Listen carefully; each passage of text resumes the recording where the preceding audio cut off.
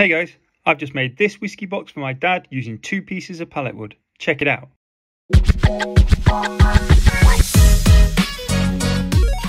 The first thing you're going to want to do when working with pallet wood is check for any nail holes, splits and damage on the ends. This one was a split and nail hole, so I'm just going to cut them off.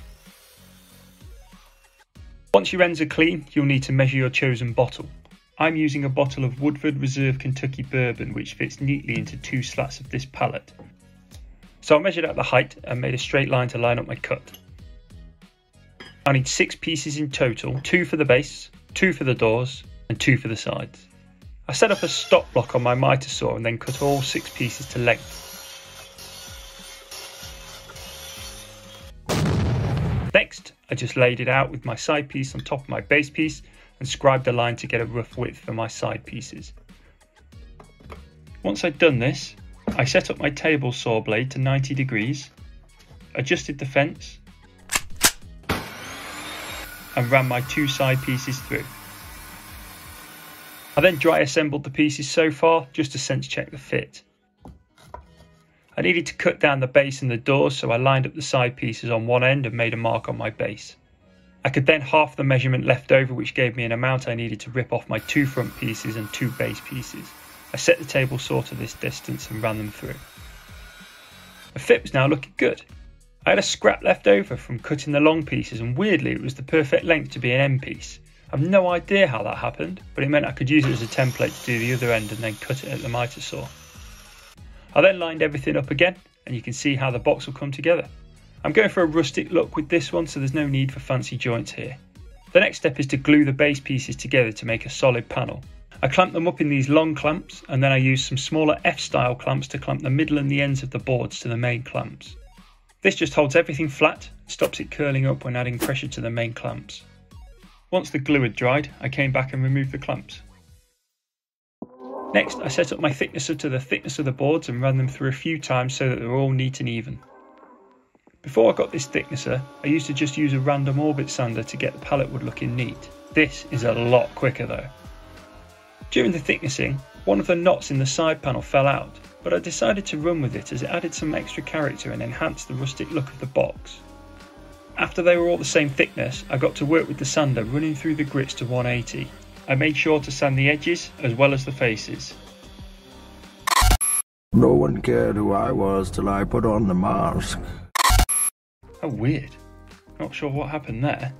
Anyway, since I'd thicknessed everything down, the end pieces were going to sit taller than the sides, so I needed to mark out where these now sat and ran the edges off on the table saw to bring them in line.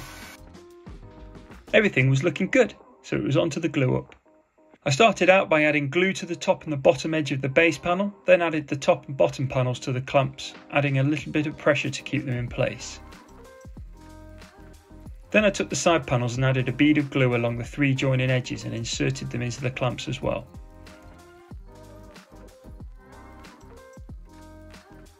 Once I was happy with the alignment, I tightened the clamps and wiped any squeeze out. Then I got some more clamps and added some downward pressure to the side panels to ensure a good adhesion.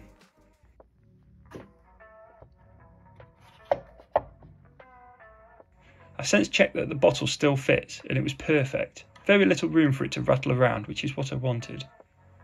I left it in clamps overnight and came back once the glue was dry to remove it from the clamps. I ran the sander over it to remove any glue from the bottom and then put some wood filler in any gaps on the seams, taking care to sand it smooth afterwards. I've got this Georgian medium oak Danish oil, which I've used on some other projects and decided to add it to this one to give it a bit more of a rustic look. It's simply a case of getting a clean rag and wiping it on. You don't want to overdo it or it'll get sticky, less is more with this one. Once it had dried, I came back and buffed it with a clean rag just to give it a bit more of a sheen. I reclaimed these old hinges from a box I dismantled ages ago and they seem perfect for this project. Ideally I'd have 4, but I only had 2, and as the doors are only pine they're light enough that it shouldn't really affect anything. I measured out the centre of the doors and then screwed in the hinges to the doors first and then to the box. Next up I needed to make some handles, so I raided my collection and found this dark wood. Maybe it's mahogany? I'm not great with knowing wood species. Ironically though, I think this is from the same box that the hinges came from. It had some dovetails cut into the ends and the shapes of these will work great as handles. So I got my Japanese pull saw and twanged it to make the cool noise.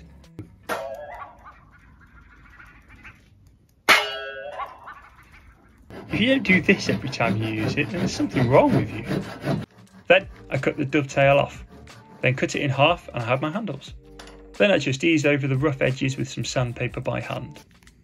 If you don't have any other wood, just cut a couple of small rectangles off your pallet wood and use them. I added a dab of glue onto the bottom and used a square to line them up and make sure they were as straight as I could get them. Then I carefully wiped away any excess using some paper towel and left them to dry fully. They worked great! And there you have it, a really simple way to dress up a gift for a loved one. Now if you enjoyed this project, you're going to want to watch this video next. See you next time.